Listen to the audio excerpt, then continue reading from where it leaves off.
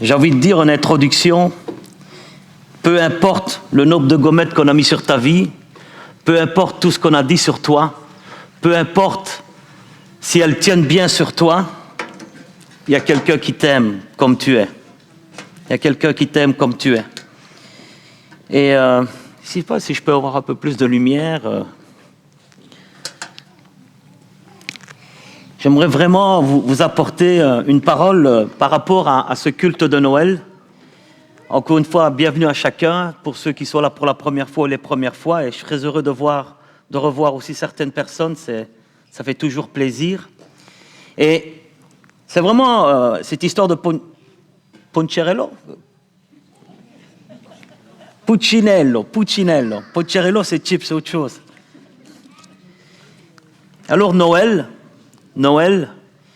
et c'est vraiment une histoire de créateur aussi. Et Noël, c'est Dieu qui est venu dans ce monde par Jésus-Christ. Nous connaissons Dieu aujourd'hui grâce à Jésus, grâce à Noël. Noël est en réalité, c'est comme ça que je le vois, la célébration d'une irruption. Une irruption de Dieu dans notre monde. Dieu qui vient parmi nous. Et on va voir dans quel but il l'a fait. Et ce but est simple. C'est qu'on puisse vraiment le connaître Dieu. Pas connaître une religion, pas connaître des choses. Comme on a vu un peu dans cette BD, où les gens, en fait, étaient devenus religieux, et ceux qui faisaient des bonnes choses aux yeux des hommes, ceux qui faisaient des mauvaises choses aux yeux des hommes, soit des étoiles, soit des gommettes. Mais j'aimerais vraiment ce soir qu'il puisse se passer un miracle dans ta vie, le miracle de cette rencontre avec Dieu. Et Noël, ce merveilleux cadeau, c'est Dieu qui s'est rendu compréhensible. Dieu qui s'est rendu accessible. Dieu qui est vraiment celui qui désire te rencontrer. Dieu qui désire marcher avec toi. Dieu qui désire parler avec toi. Et Dieu, ce n'est pas une force mystérieuse dans l'univers, mais Dieu est réellement, et je le dis de toutes mes tripes, Dieu est réellement un Papa céleste, un Père céleste qui désire que nous puissions vivre quelque chose avec lui. Et si tu veux connaître Dieu, alors tu dois connaître Jésus-Christ. Vous savez, et on le voit souvent, on parle de Dieu, mais ce Dieu que nous parlons souvent, ce Dieu que nous parlons sans le connaître, eh bien, c'est révélé à travers Jésus-Christ. Et j'aimerais qu'on puisse lire deux textes qui vont apparaître. Ces deux textes qui parlent et qui démontrent que pour connaître le Dieu créateur, il nous faut connaître son Fils Jésus-Christ. Hébreux 1:3 dit ceci, « Ce Fils, Jésus, est le rayonnement de la gloire de Dieu et l'expression parfaite de son être. Il est l'expression, le caractère parfait de qui il est. Il soutient toutes choses par sa parole puissante. Et après avoir accompli la purification des péchés, il siège maintenant dans les cieux à la droite du Dieu suprême. » Et Jésus dit, ce texte merveilleux, le chemin, on lui avait posé la question, mais comment est-ce qu'on va faire ? Le chemin, répondit Jésus, c'est moi. C'est moi. Et écoutez ce qu'il dit, c'est vraiment un truc fort. C'est moi parce que je suis la vérité et la vie. Personne ne va au Père. Personne ne va à Dieu sans passer par moi. Et donc, le christianisme est vraiment une religion exclusive, dans le sens où c'est la seule religion où un homme qui est venu sur la terre dit, si tu veux connaître Dieu, tu dois passer par moi. C'est impossible dans l'islam, c'est impossible dans le bouddhisme, c'est impossible dans d'autres religions. Ici, Jésus est exclusif. Si vous me connaissez, il va dire, si vous me connaissez, si vous connaissez Jésus, vous connaîtrez aussi mon Père. Et maintenant, vous le connaissez, vous l'avez même vu. Jésus est en train de dire, celui qui me voit a vu le Père. C'est quelque chose d'extraordinaire. Il n'y a aucun moyen pour l'homme de connaître Dieu, à moins que Dieu ne se montre lui-même. Vous savez, vous pouvez faire tous vos efforts pour trouver Dieu, vous n'allez jamais le trouver. Il se révèle lui-même. Il se révèle. Et c'est justement ce qu'il a fait à Noël. Bon, on ne va pas rentrer dans tous les détails. On sait que Jésus n'est pas né le 25 décembre. On sait qu'il est né plus tard, vers le mois d'avril. Mais on va vraiment jouer le jeu et bien comprendre que Noël, donc cette fête de la lumière, pour nous, il a bien fallu un début. Eh bien, ce qu'il fait à Noël, Dieu qui vient sur terre, Dieu veut rentrer en contact avec toi. Et j'aimerais que tu puisses réaliser ça. Dieu veut entrer en contact avec toi. Et on l'a dit, on l'a entendu, parce que tu es important pour lui. Tu es important pour lui. Le cadeau, Noël, c'est le cadeau de Dieu. Il vient et ça peut peut-être paraître stupide ou tu n'as peut-être jamais entendu ça. Je ne sais pas si tu as lu la Bible ou ce qu'on t'a raconté de la Bible, mais la Bible dit que tu es important pour lui. Dieu veut que tu le connaisses. Et j'aimerais que tu saches que peu importe le nombre de gommettes que tu as sur toi, peu importe ton état, peu importe ce que tu as vécu, peu importe si tu l'as trahi, peu importe si tu l'as jamais cherché, j'aimerais te dire que tu comptes pour Dieu. Tu comptes pour Dieu. Tes problèmes, ta situation, ta vie comptent pour Dieu. Votre vie compte pour Dieu. La parole de Dieu est claire. La parole de Dieu est claire. Et on va voir un texte où l'apôtre Jean, dans 1 Jean 4, 9, 10, dit ceci, et c'est l'apôtre Jean qui parle, il dit, « Voici comment Dieu a démontré qu'il nous aime. Il a envoyé son Fils unique dans le monde, pour que par lui, nous ayons la vie. » Je ne sais pas si vous réalisez ça. Il a envoyé, il a été crucifié pour qu'on puisse avoir la vie. Voici en quoi consiste l'amour. En quoi consiste l'amour? Ce n'est pas nous qui avons aimé Dieu, mais c'est lui qui nous a aimés. Aussi a-t-il envoyé son Fils pour apaiser la colère de Dieu contre nous en s'offrant pour nos péchés. Et frères et sœurs, chers amis, soyons sincères. Personne n'est jamais venu dans ce local. Personne, même pas moi, quand je suis entré dans une église, c'était pas parce que je cherchais Dieu. Je suis jamais rentré dans une église parce que je cherchais Dieu. Je cherchais peut-être une solution à mon problème. Je cherchais une solution à mes difficultés, à mes frustrations, à mon mal-être. Mais sincèrement, je cherchais pas Dieu. Je cherchais pas le Père, Dieu le Père. Et quand on vient, quand on accepte de venir dans un lieu comme celui-ci, un culte de Noël, on n'est pas parti ce matin en disant, ou cet après-midi en disant, je vais aller rencontrer Dieu, c'est l'objectif de ma soirée. Non, on a fait plaisir à des personnes, on a fait plaisir à la famille, parce qu'ils vous oscillaient, allez viens, tu viens jamais, viens. Et là tu es venu ce soir, et j'aimerais te dire que c'est bien, on est bien dans le texte, ce n'est pas nous qui avons aimé Dieu, mais c'est Dieu qui nous a aimés, c'est Dieu qui nous a aimés, et qui attend vraiment des situations, des circonstances, pour qu'on puisse réaliser qu'il nous aime. C'est ça qui est important ce soir, Ariel. Il nous aime. Écoutez ceci, Noël, ce n'est pas une invention de l'homme, c'est l'idée de Dieu. C'est le plan de Dieu, avec un but, un seul but. Il avait un seul but, le plan de Dieu avec un but en tête, et ce but c'était quoi? C'était toi et moi, c'est nous, c'est vous, c'est nous ce soir. Je voudrais que tu partes de ce lieu en réalisant ceci, que Noël, le but de Dieu, l'invention de Dieu, l'idée de Dieu, c'était pour un seul but, te rencontrer. Dieu vient sur la terre pour te rencontrer. Dieu vient ici parce qu'il t'aime. Pourquoi il quitterait son ciel de gloire? Vous savez, il n'avait pas besoin de nous. Mais dans dans le dialogue qu'il y a certainement eu dans le ciel, eh bien, on peut imaginer Dieu le Père, Dieu le Fils, Dieu le Saint-Esprit dialoguer et dire, il y a des hommes là, il y a des femmes qui sont là, ils vivent mal, ils ne sont pas bien. Qu'est-ce qu'on pourrait faire pour eux? Et Jésus dire, moi je vais aller.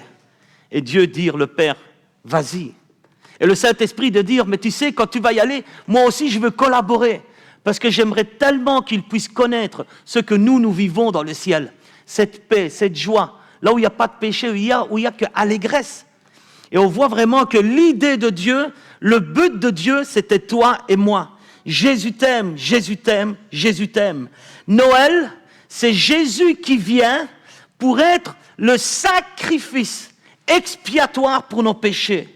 C'est-à-dire qu'il vient pour enlever la malédiction du péché. Il vient pour enlever la malédiction qu'il y a sur ta vie, qui s'appelle le péché. Et le péché, c'est tout ce qu'on peut commettre.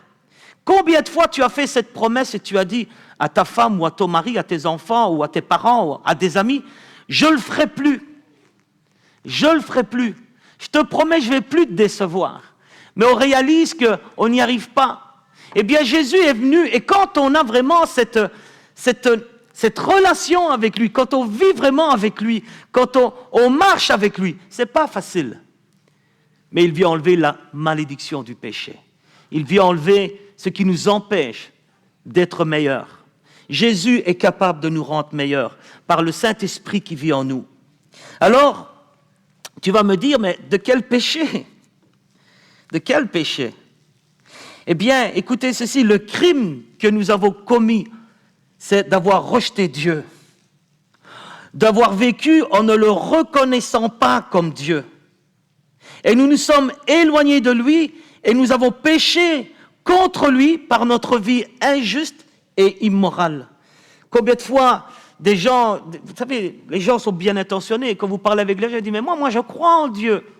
Mais je ne suis pas en train de te parler de ça, ce n'est pas de croire que je voudrais te dire. Il y a un Dieu qui s'intéresse vraiment à toi, un Dieu qui t'aime, un Dieu qui voudrait changer ta vie, un Dieu qui veut marcher avec toi, un Dieu qui veut te libérer du mauvais œil, du malocchio. Il n'y a que lui qui peut libérer de ça. Ici, on peut témoigner combien de personnes, et je le dis souvent, combien de personnes ont eu des malédictions dans leur vie, des mauvais sorts qu'on leur a achetés. On a été priés et Dieu les a délivrés. Mais Dieu délivre, mais il veut qu'on marche avec lui. Dieu est bon. Et Dieu est capable de nous délivrer de toutes ces choses. Et souvent, nous vivons comme si... On a beau dire, mais moi je crois en Dieu. Par là, de temps en temps, je viens même à l'église de Halle. Ah là là. Ça ne va rien changer à ta vie. Ce qu'il faut, c'est que tu viennes à Dieu à travers Jésus-Christ. Écoutez, Noël, c'est ça. Comprenez. Il s'est offert pour que nous puissions être pardonnés. Il s'est offert, Jésus, pour que nous puissions vivre par lui. Et Dieu a un but. Dieu a un but. C'est pardonner et être en relation avec lui. Parce qu'il veut vraiment nous donner la vie, la vraie vie. Vous savez, ce n'est pas cette vie aujourd'hui, les jeunes, je le vois parce que, bon, moi je vis sur la terre aussi, les jeunes aujourd'hui c'est snack. Avant c'était métro, dodo, boulot. Maintenant on vit dans la génération X, Y, Z, on ne comprend plus rien. Hein. Il y avait le monde moderne, postmoderne, maintenant. Avant c'était métro, dodo, boulot, donc je dois changer mes exemples. Maintenant c'est boulot, snack, McDonald's. Et après encore un autre friterie, c'est maintenant sur les réseaux sociaux, eh ben on voit que ça, hein, c'est les repas.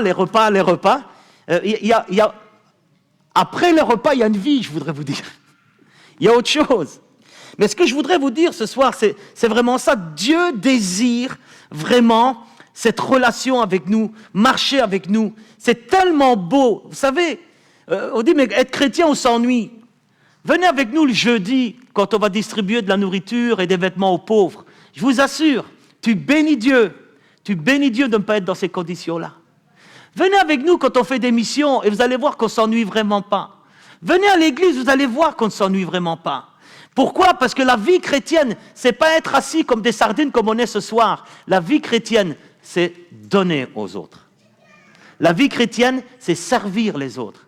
Et tu sais pourquoi tu es malheureux? Tu es tellement égoïste, pardon, hein. Mais bon, vous n'allez pas me frapper.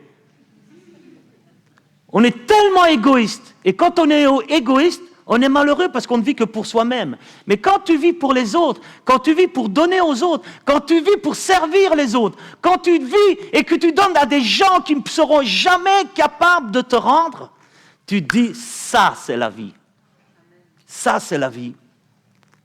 Jésus, quand il est venu sur la terre, il n'a pas dit, ouh, je suis Dieu. Il est venu servir. Il est venu servir. Il est venu servir. Je continue ce message et je vous pose une question. Et ça rejoint ce que je viens de dire. Êtes-vous vivant aujourd'hui? Êtes-vous vivant? Alors, je ne dis pas, je ne parle pas du fait que, est-ce que vous respirez aujourd'hui? Ben, si vous êtes là, oui. Hein. Je ne vous parle pas, est-ce que vous avez une existence? Je pense que oui. Il y en a qui sont mariés, qui ont des enfants. Il faut conduire les enfants à l'école, il faut aller les rechercher, il faut faire les devoirs. Enfin, pas moi, ma femme. Hein.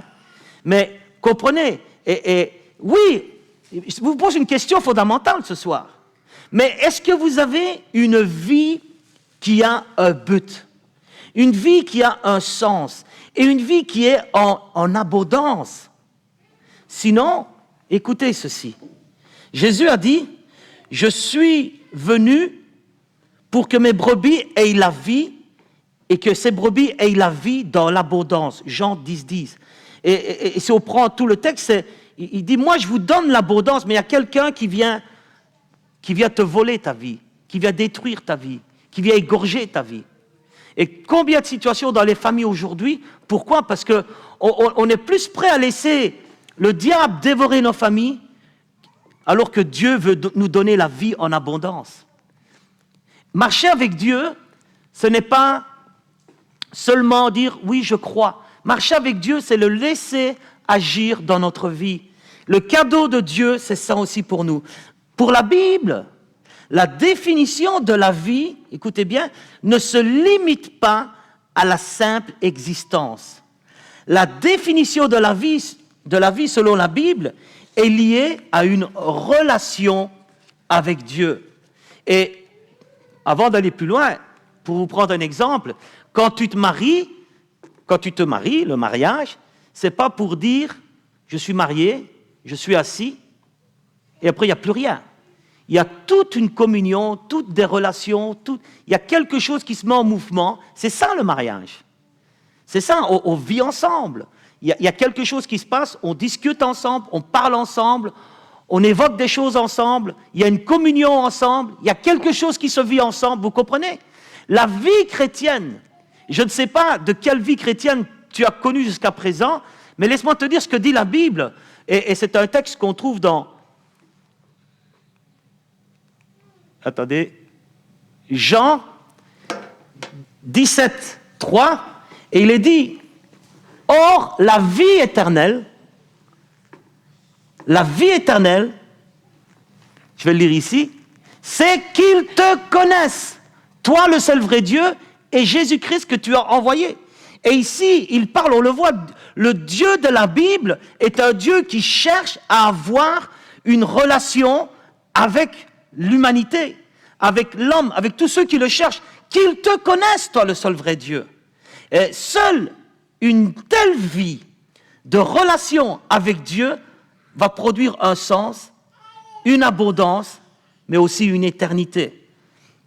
Ce matin, j'étais à Serein où je prêchais la parole de Dieu encore une fois, et je parlais de tous ces gens qui meurent aujourd'hui. Vous allez dire, mais il y a toujours eu des morts. Mes frères et sœurs, chers amis, on est quand même conscients que de plus en plus, il y a même avant, c'était des gens, oh, on a entendu parler que... Mais ici, on voit vraiment des gens proches de nous, des maladies, des décès, et je me dis, mais tous ceux qui meurent sans connaître cette relation avec Dieu, attention, comprenez très bien ce que je veux vous dire ce soir, j'ai cette responsabilité, je disais à ma femme, quelle responsabilité de prêcher. C'est pas parce que tu viens de temps en temps à l'église que ton nom est écrit dans le livre de la vie. Mais ton nom est écrit dans le livre de la vie parce que tu as une relation avec Dieu, parce que tu connais Dieu, parce que tu marches avec lui. Ce n'est pas le fait de dire ou d'avoir levé la main une fois, mais de marcher avec lui. Et l'éternité existe. La Bible dit, il est permis à l'homme de mourir une seule fois, après quoi vient le jugement. Mais justement, pour éviter ce jugement, Dieu avait un but, avait une idée, c'était Noël, c'était qu'il puisse nous envoyer son Fils bien-aimé. Puisque nous ne pouvons pas connaître Dieu par notre propre force, par nos propres efforts, eh bien, Dieu est venu par le Christ. Le cadeau de Noël, c'est le Christ qui vient naître dans cette crèche. Aujourd'hui, pour entrer dans cette vie que Dieu nous demande d'accepter par la foi, tout ce que vous devez faire, c'est de lui répondre par la foi. Il n'est, et c'est ça qui est important à comprendre, il n'est qu'à une prière de vous. Si vous êtes prêt à le croire, si vous êtes prêt à prier. Et quand je dis il n'est qu'à une prière de vous, j'aurais pu dire il n'est qu'un moment de relation avec lui. C'est vraiment dire Seigneur, je voudrais tellement mieux te connaître. J'aimerais tellement ce qui dit ce pasteur. Et ce que dit le pasteur, c'est parce que je l'ai lu dans la Bible. Je voudrais tellement le vivre. Et Dieu est prêt à nous faire vivre ça, parce que Dieu nous aime. Dieu nous aime. Vous savez, ma vie chrétienne, 35 ans, 36 ans de vie chrétienne, c'est pas toujours rose, c'est pas toujours facile, mais j'espère persévérer jusqu'à la fin, parce que la fin est plus belle que le début. La fin, c'est je vais le voir face à face. Je verrai Dieu face à face. Je verrai mon Rédempteur, celui qui m'a libéré, celui qui m'a guéri. Je continue, si vous permettez. Vous n'avez pas le choix, parce que je n'ai pas terminé. Allez, blague à part. J'aimerais vraiment qu'on puisse réaliser donc, le cadeau de Noël, c'est ça. Si du moins tu l'acceptes par la foi, même si tu ne le vois pas, peu importe, et j'insiste, peu importe où vous êtes, où vous en êtes, peu importe ce que tu as vécu, et comme j'ai dit, peu importe si on t'a mis beaucoup de gommettes sur ta vie, parce qu'on t'a jugé, on t'a critiqué, on t'a sali, peu importe. Aujourd'hui, Dieu est pleinement conscient de qui tu es, et pourtant, il te dit encore ce soir, je t'aime, viens à moi. Dieu est pleinement conscient, et il veut nous aider. Non seulement tu es important pour lui, mais tu es aussi précieux à ses yeux. Important, précieux. Encore une fois, j'aimerais relire ce texte. Alors l'amour de Dieu, qu'est-ce que c'est? L'amour de Dieu.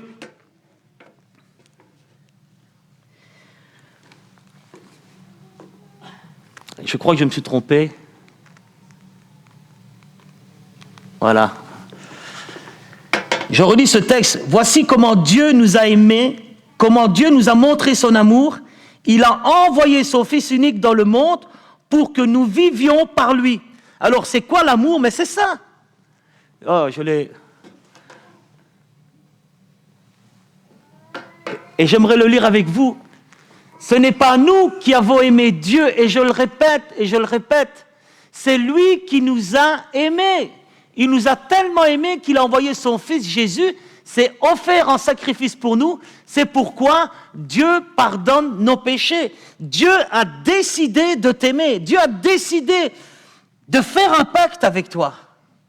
Et si ce soir on pouvait simplement dire « Oui Seigneur ». Et alors une fois encore, j'aimerais dire, c'est bien plus que Dieu vous connaît, mais c'est Dieu vous aime. Il y a vraiment une différence entre connaître et aimer quelqu'un. On peut connaître quelqu'un sans pour autant l'aimer. Mais Dieu, lui, il nous connaît et il nous aime. Est-ce que vous pensez que Dieu aurait envoyé son Fils mourir sur une croix s'il ne nous aimait pas? Parce qu'il nous aime, il a envoyé son Fils sur la croix. Comprenez, il y a vraiment une différence entre connaître et aimer, et Dieu nous aime. Un point important, et j'aimerais vraiment que, c'est peut-être un rappel pour beaucoup de personnes, mais c'est important de s'en rappeler. Combien de personnes, même chrétiennes, oublient ceci? Son amour n'est pas basé sur ce que je fais. Son amour n'est pas basé sur mes œuvres. Son amour n'est pas basé sur ce que je fais même de bien. Il nous aime parce que nous sommes sa créature. Il t'aime, Dieu t'aime. Dans Jean 4,16, il est dit « Dieu est amour ». Et quand on parle d'amour, vous savez, il faut un vis-à-vis. Et ce vis-à-vis, c'est toi et moi. Vous savez, si je dis Dieu est amour, mais il est là dans le ciel, il aime qui? Déjà, dans la Trinité, il y a des vis-à-vis, ils sont ensemble, il y a de l'amour. Mais j'aimerais te dire, quand je dis Dieu est amour, dans notre contexte à nous, ça veut dire quoi? Ça veut dire qu'il te regarde et il dit je t'aime. Dieu est amour dans le sens où il communique, il parle, il donne son amour à un vis-à-vis. Et ce vis-à-vis, c'est toi et moi. Ce vis-à-vis, c'est toi et moi. Dieu t'aime. Noël, c'est ça, c'est Dieu qui t'aime. Ce soir, comprenez ceci, devant tant d'amour, eh bien, ne perdez pas de temps. Ne gaspillez pas votre vie. Et honnêtement, faites-le. Utilisez votre vie pour servir Dieu. Faites quelque chose de significatif. Faites quelque chose qui est éternel. Éternel. Frères et sœurs, aujourd'hui on est là, demain on ne sera plus là. J'espère le plus longtemps possible. Mais c'est tellement important de réaliser ceci. Ne perdez pas votre temps à des futilités qui n'en vaut vraiment pas la peine. Ne gaspillez pas votre temps dans des futilités, mais utilisez le temps que Dieu vous donne pour aimer les autres, pour servir les autres, pour vous rendre utile pour les autres. C'est ça le christianisme. Le christianisme, c'est bien de se réunir. On devrait se réunir une fois et le reste du temps, servir les autres, être utile pour les autres.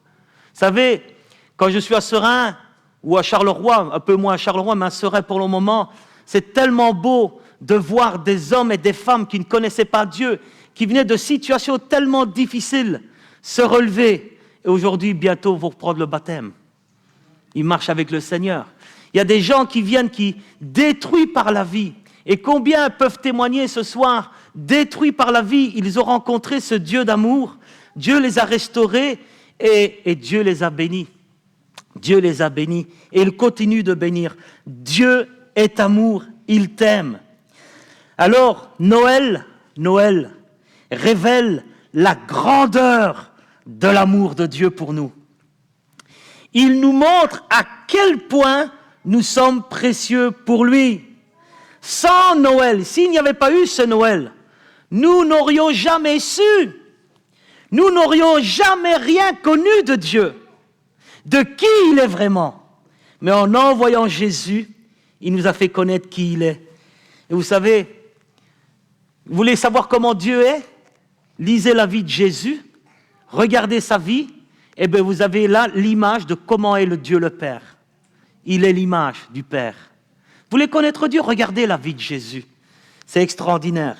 Alors, ça va faire plaisir aux théologiens qui sont parmi nous ou qui nous écoutent. Certains disent que c'est une légende, certains disent que c'est réellement passé, certains disent que, que cela s'est passé dans une université à Chicago. Il y avait un grand théologien qui s'appelle Karl Barth. Ce n'est pas une marque de chaussures, je vous le dis tout de suite. C'est vraiment un grand théologien. Si après vous avez le temps, allez parler avec Carmelo, il va vous expliquer en long et en large qui il est. Et il paraîtrait que cet homme avait été invité, donc c'est un grand théologien qui a écrit des dizaines de livres. Il était invité donc, dans une conférence, et à la fin de sa dernière conférence, le président du séminaire a dit que le docteur Barth n'était pas bien et qu'il était fatigué. Et bien que le docteur Barth soit prêt à répondre à des questions malgré tout, il a suggéré, lui en tant que président du séminaire, de dire aux élèves, écoutez, il est fatigué, permettez-moi de poser une seule question au nom de tous. Donc, le président s'est tourné vers le célèbre professeur, Carmelo Mendola, Karl Barth, excusez-moi, je suis trompé. Le président s'est tourné vers le célèbre professeur et lui a demandé, de toutes vos recherches, de toutes vos découvertes théologiques, que vous avez eue, quelle est celle que vous considérez comme la plus grande de toutes? Et c'était vraiment une question pour un homme qui avait passé tellement d'années à étudier les Écritures, et comme je vous ai dit, qui a écrit des milliers de textes de théologie, et l'auditoire était suspendu parce que tel homme, quelle réponse il va donner? Il s'attendait à un grand discours, il s'attendait à une révélation. Le professeur, fatigué, Karl Barth a fermé ses yeux, il s'est arrêté un moment et il a dit ceci: la plus grande découverte, donc c'est quelqu'un qui a étudié sur Dieu, la plus grande découverte théologique que j'ai faite est la suivante: Jésus m'aime, je le sais, car la Bible me le dit. Et vous savez, c'est un chant qu'on apprend à l'école du dimanche. La plus grande découverte, Jésus m'aime, je le sais, car la Bible me le dit. Si je peux avoir mon doctorat avec ça, Carmelo, je serais heureux. La plus grande découverte. De toutes les grandes connaissances, il va continuer le professeur, que vous avez acquises sur terre, quelle serait la seule vérité qui a captivé votre cœur et votre vie? Et le professeur Karl Barth, le théologien, a répondu, l'amour de Dieu, que Dieu m'aime suffisamment pour venir me chercher. Dieu t'aime, Dieu t'aime, Dieu t'aime. Et ce texte fondamental, car Dieu a tant aimé le monde qu'il a donné son Fils unique afin que quiconque croit en lui ne meure pas ou ne périsse pas, mais qu'il ait la vie éternelle. Et regardez le verset 17 qu'on ne cite pas souvent. Car Dieu n'a pas envoyé son Fils dans le monde pour condamner le monde, pour mettre des gommettes. Il n'est pas venu pour ça, Jésus, mais pour sauver le monde par lui. J'arrive à la conclusion ce soir, comprenez, et c'est mon désir. Vous êtes important, même toi qui ne crois pas, même toi qui es sceptique ce soir, même toi qui te dis, c'est quand qu'il va finir? Vous êtes important pour Dieu, vous êtes précieux pour Dieu, vous êtes sauvé par Dieu. Dieu veut te donner un espoir et un avenir. Si c'est vrai que le salaire du péché, c'est la mort, mais Dieu a été prêt à le payer en donnant Jésus qui s'est offert lui-même. Vous ne pouvez rien changer à ce que Jésus a fait pour vous. Ce soir, le choix t'appartient encore. Dieu t'aime. J'aimerais dire, ce n'est pas une personne, à plusieurs personnes. Tu es vraiment sur un chemin glissant. Tu es sur un chemin glissant, c'est-à-dire que c'est comme si tu es sorti des voies de Dieu. C'est plusieurs personnes. Tu es sorti des voies de Dieu et c'est comme si tu étais sur une pente et tu prends toi-même tes efforts et tu sais que tu es en train de sortir du plan de Dieu, de la volonté de Dieu, et tu es dans une pente vraiment glissante. Et j'aimerais te dire, si c'est vrai que Jésus s'est offert et que le choix t'appartient, sur cette pente glissante, c'est une prophétie que je vous donne ici, sur cette pente glissante, si tu ne te repens pas, ta chute sera fatale. Si tu ne te repens pas, je parle à des gens qui ont connu Dieu, qui connaissent Dieu, si tu ne te repens pas, tu es sur cette... C'est comme si tu avais fait tous des efforts par toi-même. Et oui, Dieu existe, mais je marche et je fais des choix. Dieu est en train de te dire ce soir que ta chute sera fatale. Et il est important de revenir. Le choix de cette parole est entre tes mains aussi. Il y a une autre personne qui a bien connu le Seigneur, qui a marché avec Dieu. Et tout d'un coup, dans ta tête, il y a beaucoup de confusion. Il y a beaucoup de confusion. Peut-être que tu as regardé trop aux hommes, à ce que certains pensent, ce que certains disent. Seigneur te dit, reviens comme Karl Barth, je t'aime, parce que la Bible te le dit.